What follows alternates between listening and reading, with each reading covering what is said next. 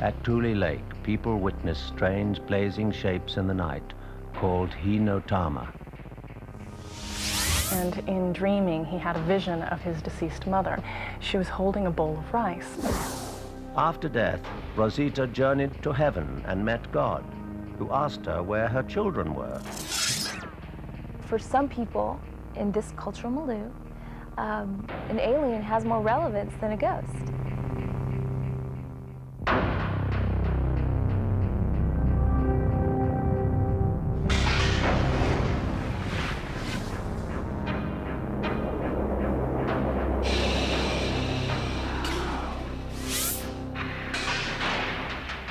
Reach beyond the darkness, beyond the grave, to an unexplored dimension as we travel to the mysterious realm of ghosts. Journey with us into the world of ghost stories.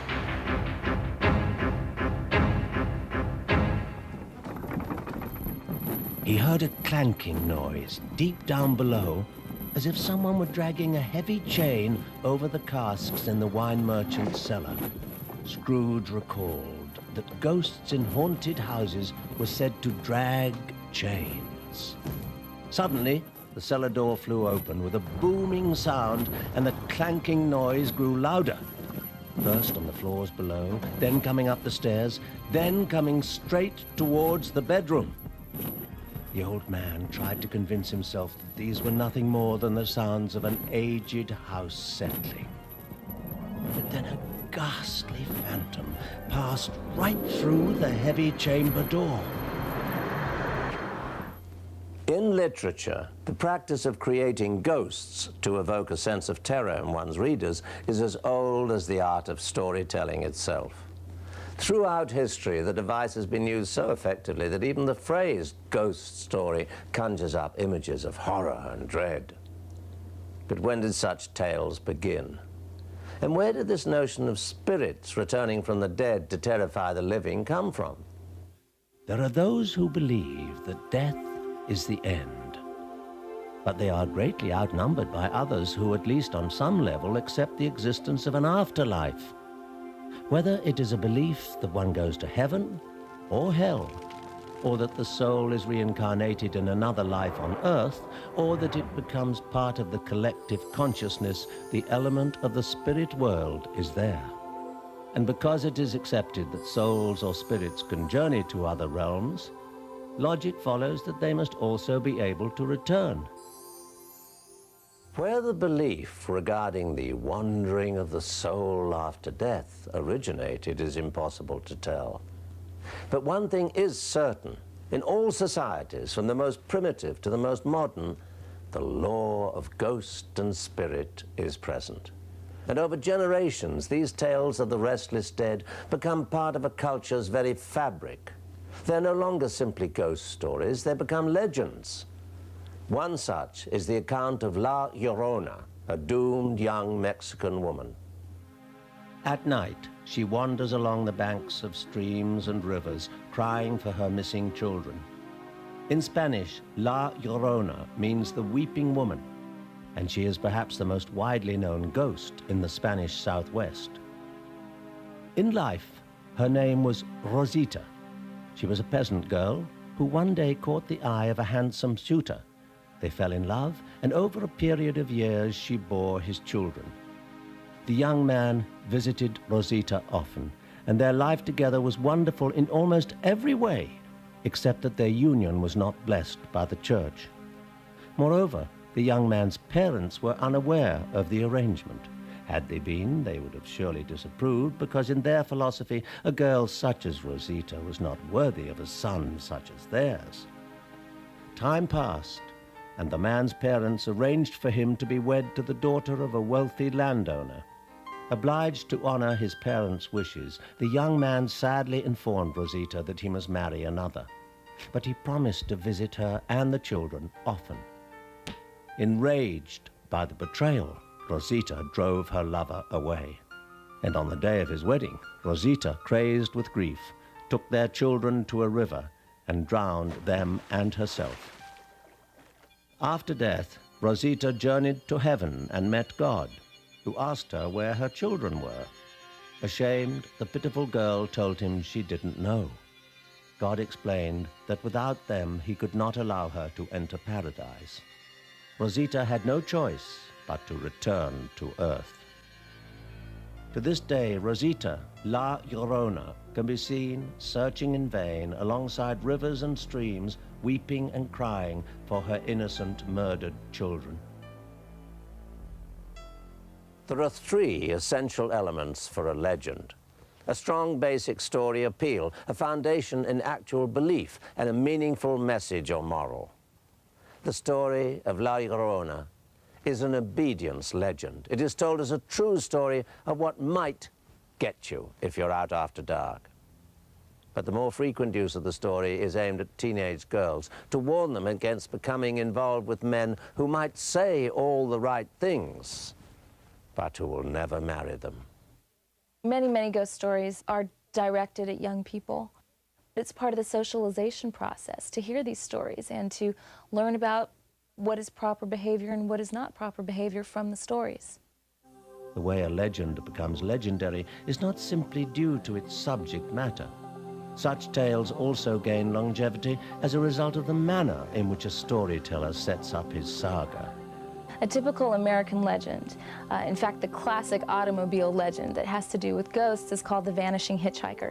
And almost everybody has heard this. Usually you hear it from a friend of a friend. You're telling the story and you say, a friend of my friend told me this, thus it has authenticity. Also, usually it is connected to a specific place, a specific road, maybe even a specific name. So the story always seems very authentic. In the legend of the vanishing hitchhiker, the person seeking a ride is most often a young woman.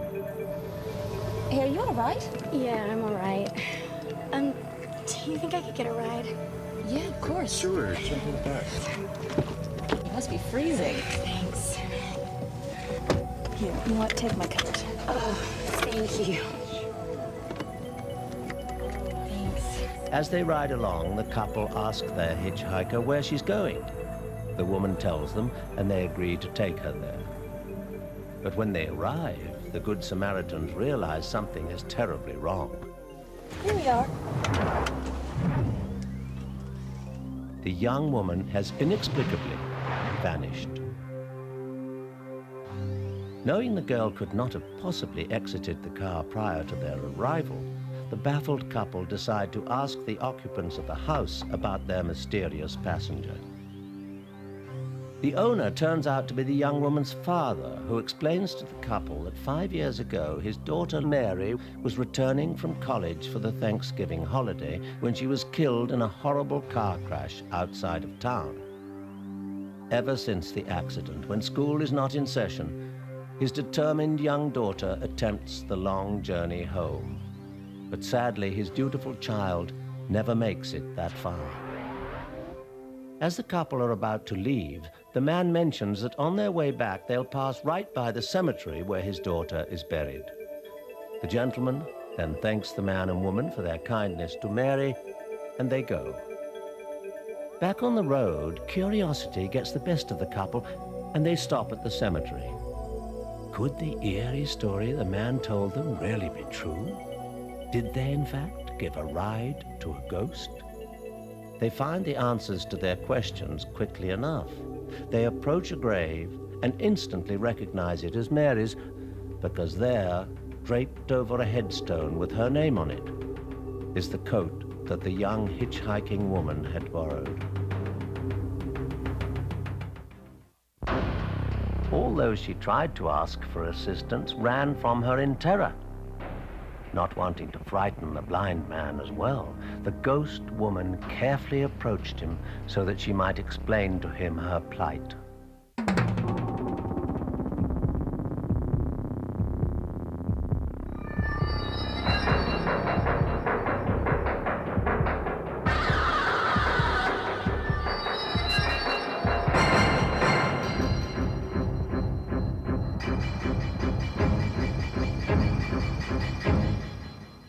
Like so many other legends, There are as many variations of the vanishing hitchhiker tale as there are numbers of people who tell it. And though there are countless versions, logically, the story had to begin elsewhere. How do such legends come into existence? There are many, many legends about ghosts that become localized or regionalized. Sometimes they have to do with a real event. For example, when Susan Smith murdered her 2 little boys, she had them in the back of the car and she put the car into the lake and they died there. Recently, we've seen another carload of people died at the very same spot. Thus, legends are already beginning to be circulated about that place, that perhaps the spirits of the little boys are there and they're seeking to bring other people to their watery death with them. So sometimes we find otherworldly explanations from real events like that. Another reason ghostly legends develop can be traced to the way the dead are regarded by certain cultures. In some societies, it is customary to honor those who have died by welcoming their spiritual presence.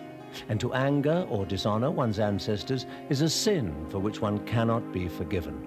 In Asian cultures, there is a sense of connection between the living and the dead, that it doesn't end when life ends. And there's a constant sense of having loved ones remain a part of the family and of doing honor to them even after they have gone, even to several generations past. So when you go to cemeteries, for instance, you will see offerings. You will also see personal shrines in people's homes, particularly among Buddhists. You will see photographs of deceased loved ones, perhaps with a bowl that chimes to call in the spirits, and also incense to burn. And people will often leave food offerings at these personal altars. In many Asian communities, elaborate rituals and ceremonies are carried out upon the death of a loved one in order to appease the spirit of the deceased. If a spirit is not pacified and happy and doesn't make the transition into the next realm peacefully, then that spirit, it's very similar actually to Western beliefs about ghosts, so that spirit will be doomed in a sense. The tradition of ancestor veneration, or the ceremonial honoring of one's dead relatives, has its roots in Buddhism. Moggallana was one of the disciples of Buddha, and one night he fell asleep, and in dreaming he had a vision of his deceased mother, and she was gaunt and her face was very sad, and she was holding a bowl of rice, and he saw her take some rice and lift it to her mouth, but as soon as it touched her lips it burst into flames. And then Moggallana woke, and he was very disturbed by seeing his mother this way. So he went to the Buddha to ask for advice, and the Buddha told him that in order to pacify his mother, who was now in the land of the hungry ghost, that he must go to the priests and have them conduct certain ceremonies and give certain offerings. And when he had done all of these things, he fell asleep again, and he saw another vision of his mother, and this time she had a full face. She was holding the full bowl of rice and was able to eat. And when Moggallana awoke from this dream, he began to dance, and it was a dance of joy.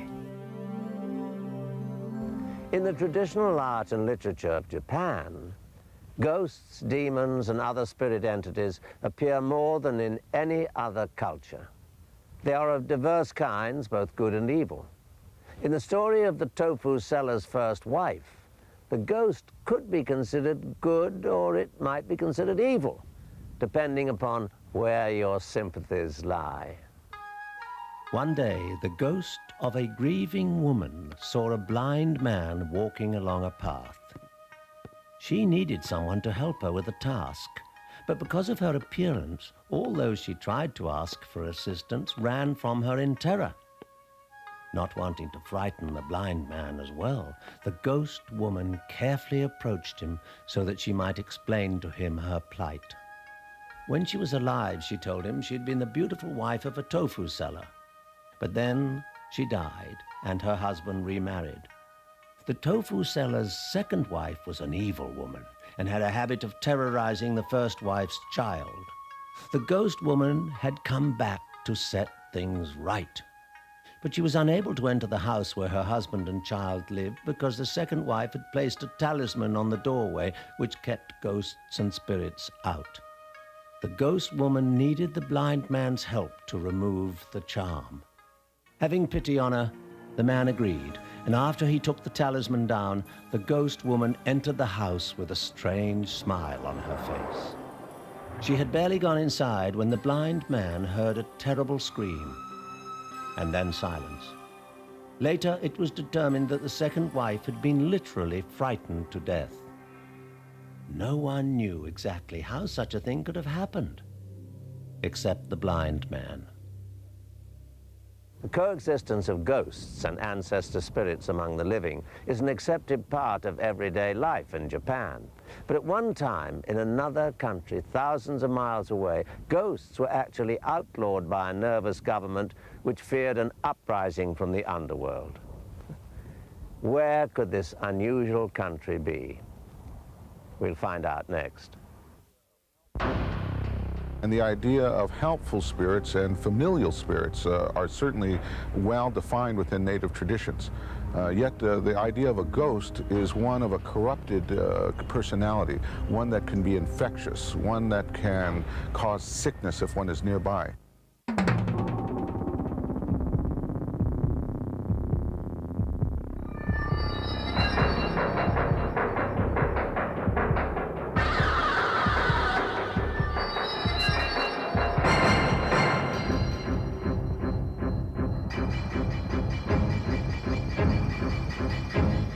Bone-chilling accounts of goblins and ghouls out to destroy humankind have caused many to fear the things that go bump in the night.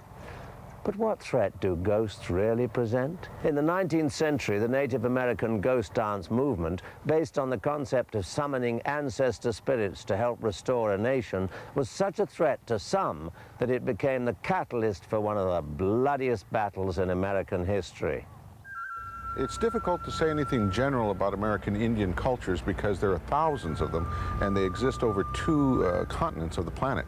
There are over 200 languages still utilized today and over 500 tribes throughout North America alone that have very similar yet very distinct spiritual and cultural value systems. If there's anything that can be said in general, it probably is that ghosts, or the word ghost, has a negative connotation. Most Native people will not talk about ghosts, and you find little traditions that have anything positive to say about the entity that we refer to as a ghost. However, the word spirit has a different connotation. Everything has spirit in it. Nature is filled with spirit. Spirits are around us at all times. The spirits of our ancestors we call upon for strength and acknowledgement. When one passes on, it's a continuum, if you will, of life that's already been experienced. One is going on to the next life and will carry on from those aspects. And the idea of helpful spirits and familial spirits are certainly well defined within Native traditions. Yet the idea of a ghost is one of a corrupted personality, one that can be infectious, one that can cause sickness if one is nearby. There is a notable exception to the negative perception of ghosts by Native Americans, and that would be in the case of the 19th century ghost dance. That was a popular revitalization movement that took place on the plains. It actually began in the west, out on the edge of California, with a Paiute prophet named Wovoka, who promised to his followers that if they were to dance in the manner that he described and sing songs that he brought to them, that they would have a chance to see once again deceased relatives, to see the plains replenished with buffalo, and Native American sovereignty flourish once again on the continent. Individuals would dance together, the whole tribe, and you'd see hundreds and up to thousands of people that would get in a circle, which was very significant, to call upon the ancestors. There are 7 directions of the circle, which is the traditional northeast, west, south, as well as up and down, and the most important direction is within. When we look within ourselves, and within ourselves, the spirits of our ancestors are always going to be there for us. The ghost dance, as explained by Wovoka, was one where people gathered in circles holding hands and danced until they collapsed in reverie. They adorned themselves with shirts that had special markings on them that were recognizable to other practitioners and were referred to as ghost shirts.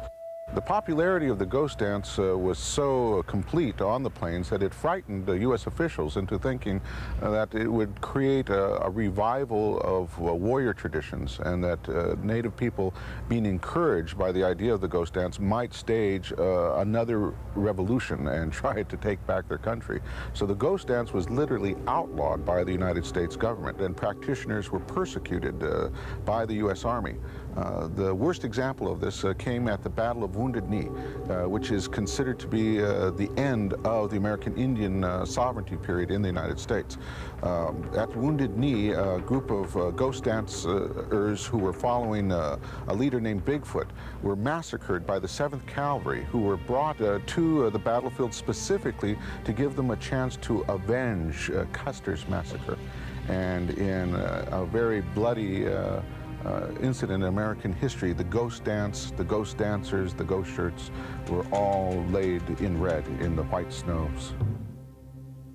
We lost so many of our young, talented people due to those efforts of the U.S. government that we had a lot of spirits that left too early.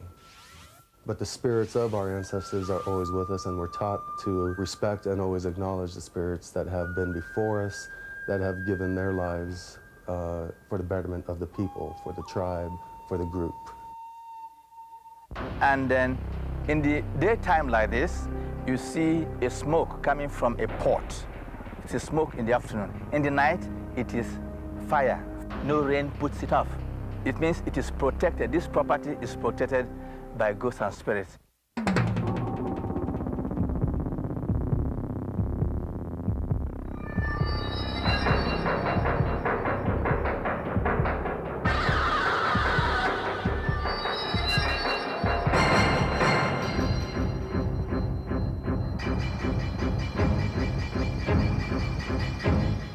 One of the world's most unusual ghost legends originates in West Africa.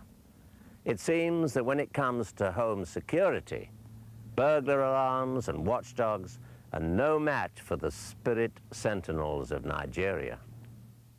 In the African cosmos, there is a belief in ghosts because Africans actually believe that life is a continuum. There's a strong link between the past, the present, and the future, which we call the living dead, the living and the unborn, and they interplay. And like other countries, Nigeria has its share of ghost lore. Stories about ghosts, about either ghosts of departed ancestors who come to watch over and protect the living, their loved ones, their property, and sometimes their farms. But deceased ancestors don't always return to watch over their families. And when they do fail to appear, people find other ways to attract spirit protectors. There's the tradition of people buying the services of ghosts and spirits to look after the property. And people go to the priests of the shrine to pay some money, and then they buy the powers of the spirits or their services and to look after their property in the farm. I've seen that myself. Along with money, other items are required, including a clay pot and the dried fruit bunch of a palm tree. When the elements are prepared, the clay vessel is placed on the property to be protected. And then in the daytime like this, you see a smoke coming from a pot. It's a smoke in the afternoon. In the night, it is fire. The smoke is always there every day. Whether it rains or shines, the smoke is there. The fire is there, whether it rains or shines, no rain puts it off.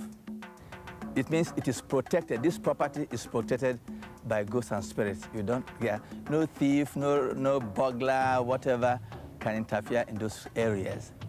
You see, it's like beware of dogs, or beware of, or this property is protected by this security system. So when you see it, you know that that is what it means. That property is private property, don't interfere. It is protected by ghosts and spirits. Francis Arwe is a Nigerian performer and storyteller. He and his group, the Nigerian Talking Drum Ensemble, relate their cultural legends in music, song, and dance. The most important part of African music, or dance, or storytelling, or singing, is the messages they have for their community. Frequently, these messages are about the lessons of raising children. To us, the children are not just something you want to have for the sake of having them. They are our future investment. So they are our power. That is why any African will spend his entire or her entire time or whatever he or she has to make sure you raise your child well. In a story called The Feast, a lesson of listening is taught. The tale begins with a woman, a powerful and very spiritual woman.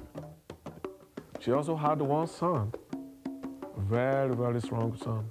His name was Aleju. The two of them loved and respected each other. And their love and their respect also extended to the entire community. But sadly, the man's mother passed away, though she did not leave her son forever. So one day, the mother came in a vision to Aleju. I say, Aleju, there was coming an invitation from big people to a big feast. Do not refuse to take the invitation, but when you get there, don't sit down anywhere and do not eat any food. Don't be afraid, because you're not alone. The mother also told him to go with his dog and a bone. Just as the mother had predicted, the invitation came and Aleju gathered his friends and started out. He also took his dog and a bone. As they stepped out of the house, the mother came, the ghost of the mother appeared. Aleju did not recognize his mother's ghost, so she began to sing to him. And in the song, he had his name, Aleju. He also had the one given to him by the mother. And he could eventually recognize that was the voice of his mom. With his mother's advice in mind, Aleju continued on and soon arrived at his destination. It was an incredible palace. Aleju couldn't imagine how any harm could come to him in such a fine home. The whole place was decorated with gold and silver. But he remembered the one given to him in the vision. So it brought out that bone and he threw the bone to the very seat prepared for him.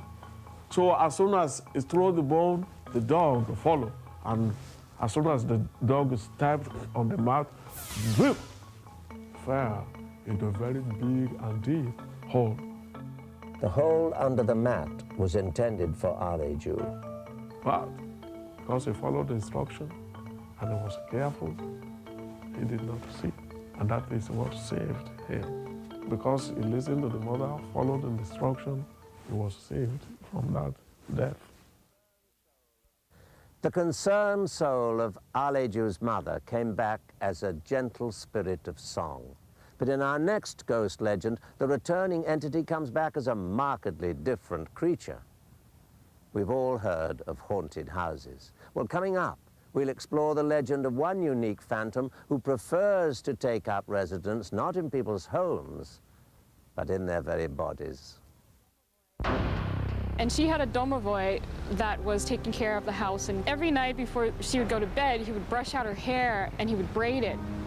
And he warned her never to unbraid his handiwork. He said, if you ever undo the braid that I've made, I'm gonna kill you.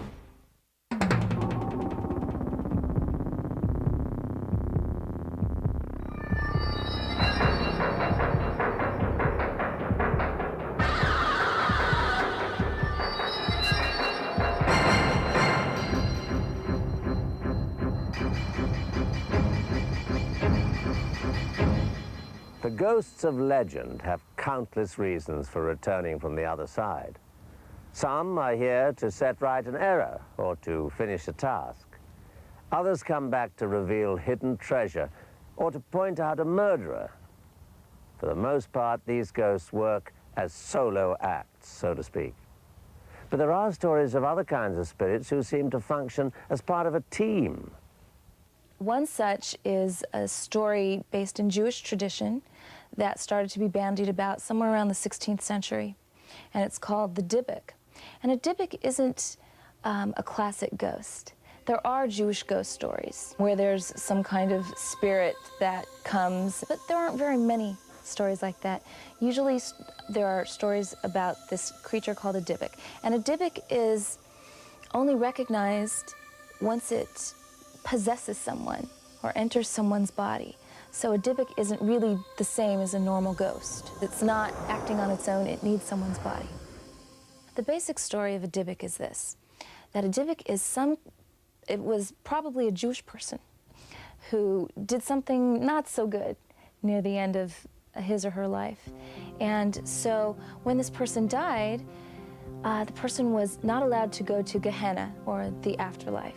Instead, they were hounded, usually by angels, and chased all over the place, and they weren't given any rest. Well, the only rest that the Dybbuk could find is in another person's body, or sometimes an animal's body. For example, a Dybbuk, there's a story about a Dybbuk making its way into a fish. It went into the fish because it was safe there from the angels who were trying to beat him. So he was in this fish, and then the fish was caught and taken to market, and a woman came to the market and bought the fish and brought it home. The woman had probably done something wrong. The Dybbuk usually would possess someone because the person had broken a taboo, like not believing in God, or a woman was sweeping the house on Shabbat, on the Sabbath, when she's not supposed to do any work, or she took the Lord's name in vain, something like that. Having broken such a taboo, the unsuspecting woman prepared a meal with the possessed fish. And she ate the fish, and the Dybbuk thus entered the woman, and the woman was possessed by this Dybbuk and began speaking with the man's voice, speaking with the Dybbuk's voice, and then the Dybbuk then had to be exorcised by a rabbi. Exorcism rites involved calling upon God to remove the intruder and smoking the Dybbuk out. They would have some kind of incense or some kind of substance. The possessed person would be inhaling this smoke, and the Dybbuk would presumably not like it, not like the smell, not like the exhortations the rabbis were bringing upon the Dybbuk, and would therefore seek to leave the body because it wasn't so comfortable there anymore. The possessing entity could be drawn out through only 2 points on the body. And the Dybbuk, for some reason, had to be gotten out by the little finger or by a toe. This is the way it would exit. And once the exorcism was complete, a tiny drop of blood would appear at the exit site, which was the evidence that the Dybbuk had departed. Sometimes there are historical accounts of such exorcisms of Dybbuks where, usually the person would die during such an exorcism. So you didn't want to get possessed. The story of the Dybbuk is another obedience legend. You can see in this type of story, certainly there's discussion about prohibition and taboos, and it carries a very valuable lesson to people in the community that they need to follow the rules, follow the laws. Otherwise, an evil spirit can enter into you. In Russia, there exists the legend of a spirit who can be in one moment a benevolent protector and in the next a murdering fiend. This two-faced phantom is known as a domovoi. The domovoi spirit probably dates back to before the 12th century. It comes from the word dom, which means house. So it's directly linked to the house. The word domovoi itself means of the house. Sometimes he'll be in the form of an ancestor spirit, like a grandfather. Other times he'll just be a generic kind of old man, a short, small old man with unkempt clothing. A lot of times, however, he'll also appear as a pet, a dog or a cat. He's not a ghost in the sense that we think of ghosts. I think there's a little bit of a confusion sometimes, especially in modern scholarship, as to what exactly he is. Most people do agree that he is some sort of remnant of ancestor worship. And like the honored dead in other cultures, a domovoi who is treated well is said to bring harmony to Russian households.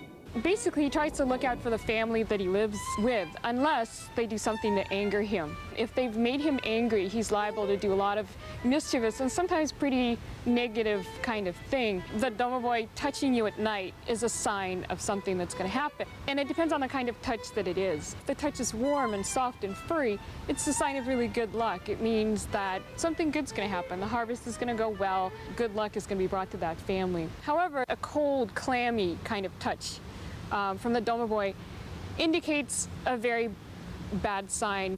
The domovoi is arguably one of the most ill-tempered spirits in all of ghost lore.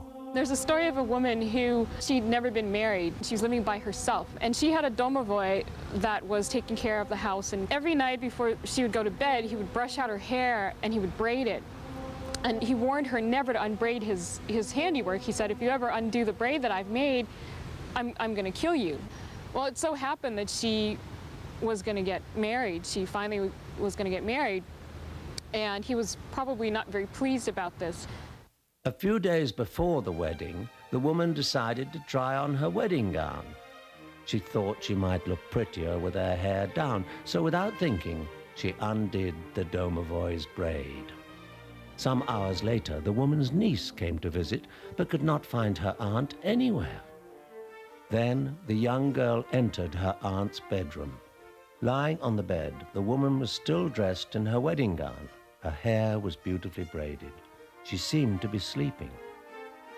But when the young girl looked closer, she realized the woman's beautiful braid was tightly twisted around her neck. As punishment for ignoring his warning, the domovoi had strangled the woman to death. That's the kind of things that the domovoi might do. He'll sometimes kill people when they've displeased him, and usually it's by strangulation. Needless to say, such a spirit is not the kind one wants to push to anger. Join us in a moment for more ghost stories as we investigate the ways ghosts and other entities from the beyond manage to manifest themselves here on Earth. Someone's lying in their room at night and they hear or see a ghost come into the room and they know it's dead such and such person. I've heard this story from a couple of friends where it's the same type of thing. They're lying in their bed at night and someone comes in and they explain it as not a ghost but as an alien.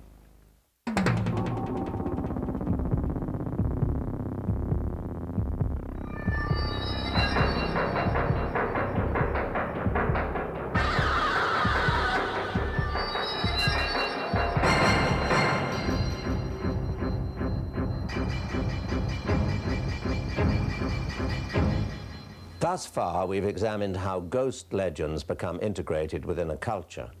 We've learned how at one time some spirits were called upon to help reclaim a lost nation. And we've seen the heinous aftermath of other more restless spirits.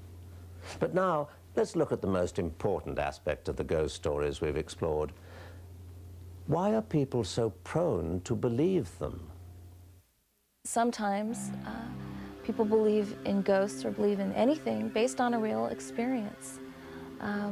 They've seen something, they've heard something, they saw something, and they connect it to ghosts. For example, I remember my mother telling me that she saw a shadow near me when I was a baby, coming near me in the crib.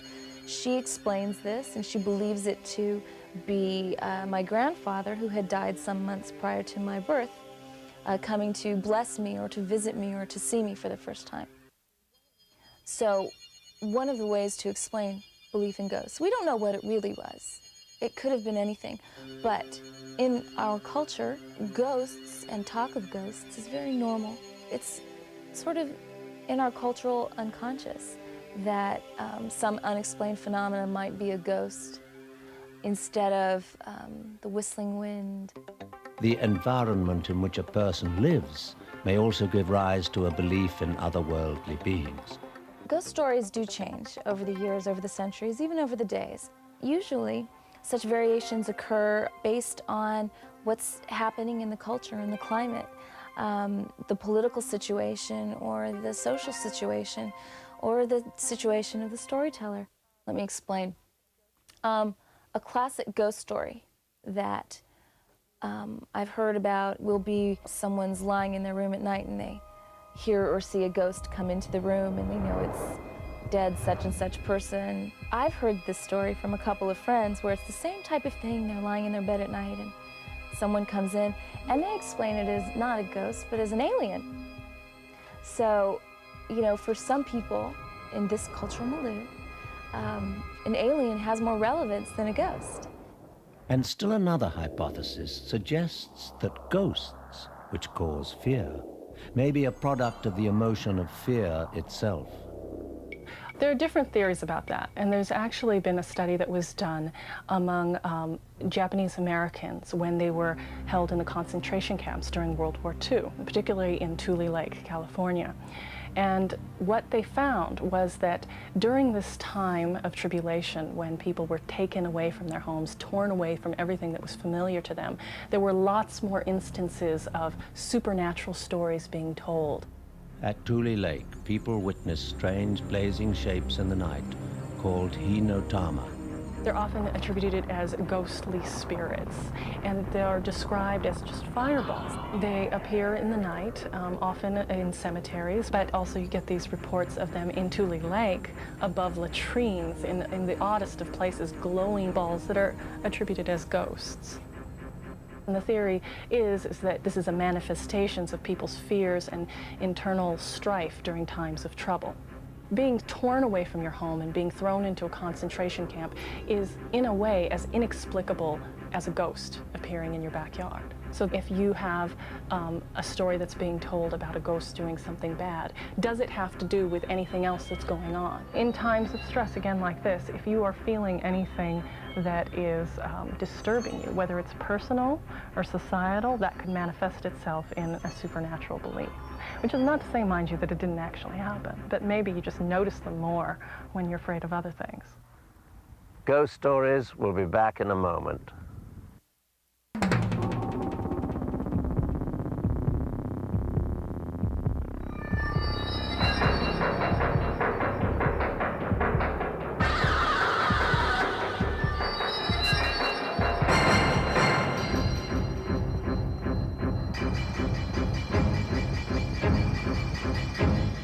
So, are the ghosts of legend really ghosts?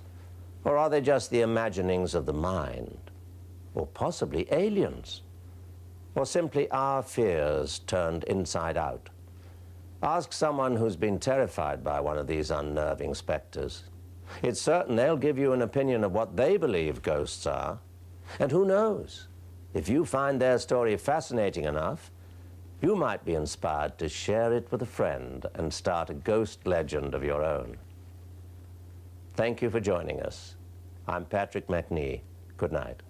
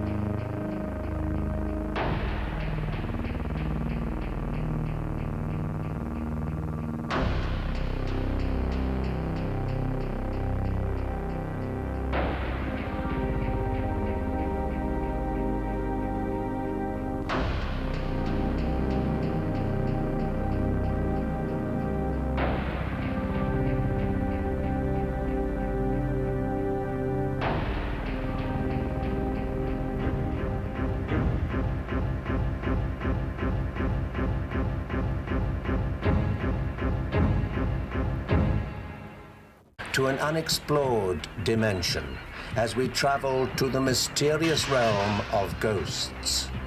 Journey with us into the world of ghost stories.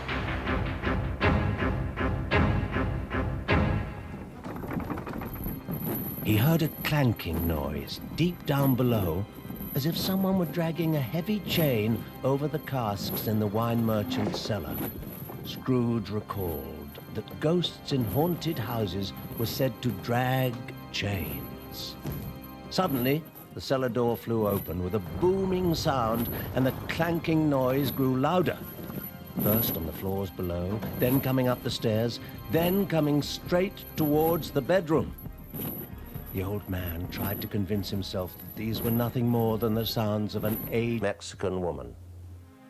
At night, she wanders along the banks of streams and rivers, crying for her missing children. In Spanish, La Llorona means the weeping woman, and she is perhaps the most widely known ghost in the Spanish Southwest.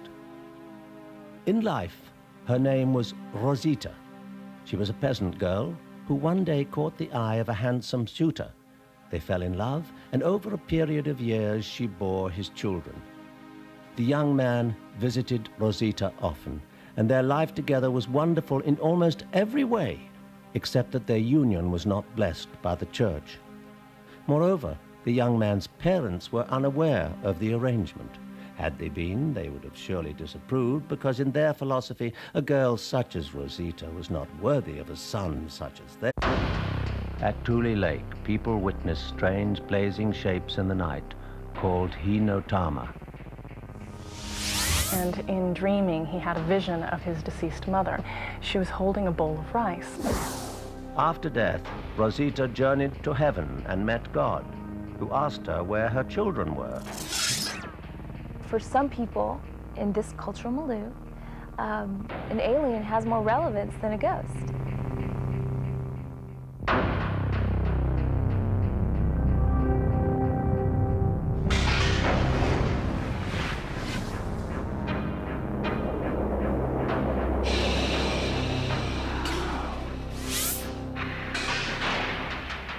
Reach beyond the darkness, beyond the grave. Rigid house settling. But then a ghastly phantom passed right through the heavy chamber door.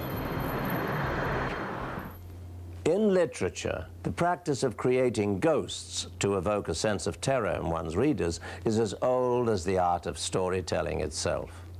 Throughout history, the device has been used so effectively that even the phrase ghost story conjures up images of horror and dread.